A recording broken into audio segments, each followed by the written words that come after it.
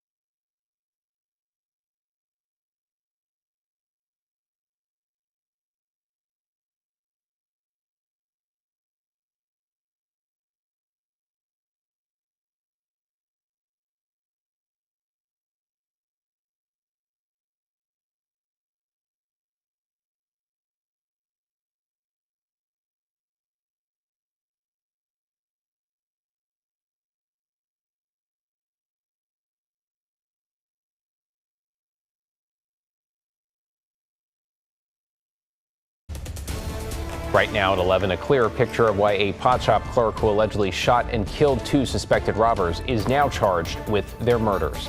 Plus, I didn't know what to feel. I didn't believe what was going on. The horrific fall and the outpouring that left this popular Portland chef feeling grateful. And later, all right, who's going to win the game? Ohio State for sure. Oregon. Ohio State. Ohio. That's it. Get out of here. bringing in the noise in Eugene as the Ducks and Buckeyes prepare to kick off in what could be the biggest game in Autzen Stadium history.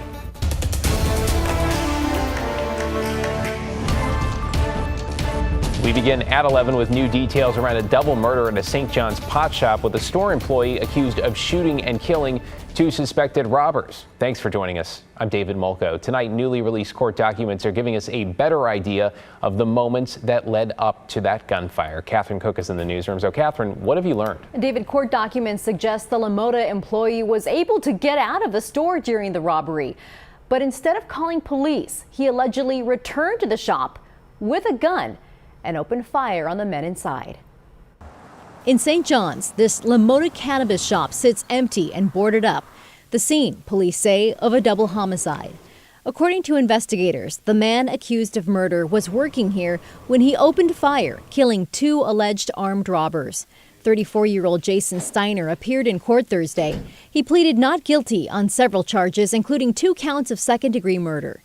Newly released court documents shed light on what authorities say happened the night of October 3rd. The probable cause affidavit says Steiner told police he was the only person working at the store that night when 3 people came in and pointed guns at him. Fearing for his life, Steiner told police that he grabbed a bag from the back room containing a gun, then told the men he was leaving and that they could, quote, take the store. The affidavit goes on to say, at that point, there was no apparent reason why Mr. Steiner did not leave the area. Security cameras recorded what happened next. Instead of calling police, Steiner allegedly walked around the building to the drive-up window, pulled out a semi-automatic handgun, and opened fire on the men inside.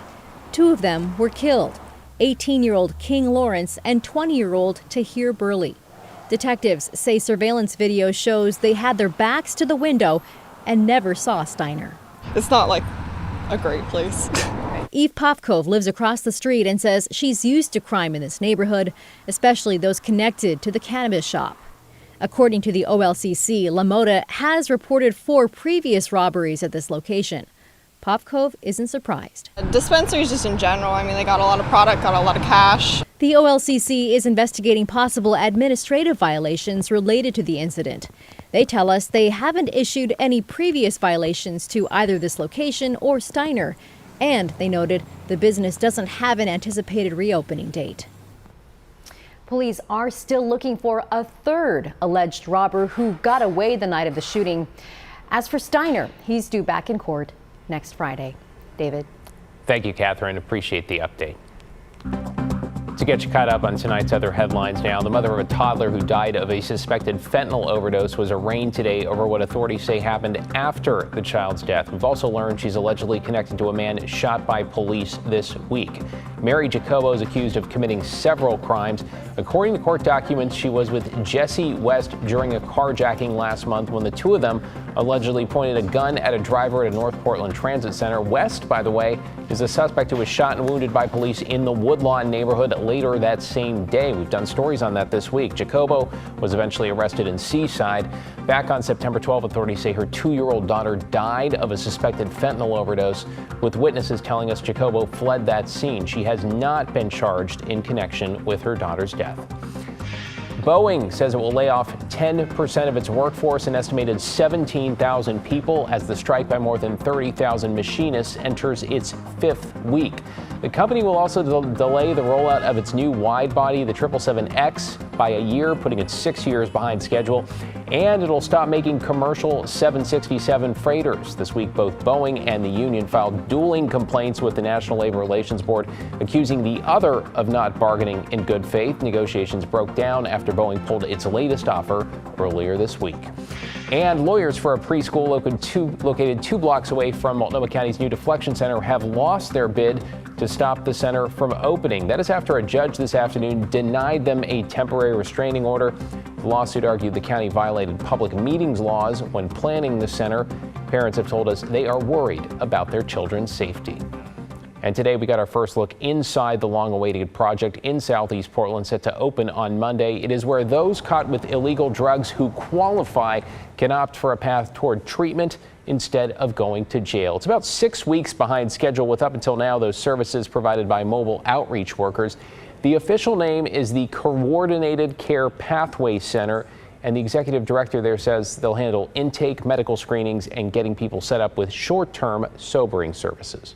It's not exhaustive by any means, but it is the first step in really addressing a challenge and a problem that has been going on in this city for a while. You see people and they're kind of in a hopeless state, but you've been there and you know there's a way out and you transformed your life. That instills hope in people where they're like, oh, I can do it too. Again, it opens Monday. The next step will be to open the first sobering beds at that center sometime next year.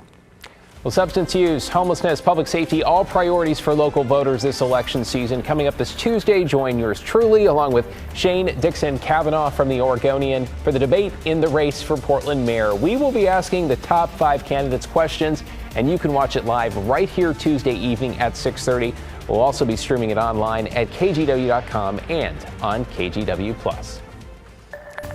Straight ahead at 11 this Friday, the chef behind a beloved Portland food cart takes a horrific tumble while hiking in the gorge. Hear from him and how the community is coming together to help him recover.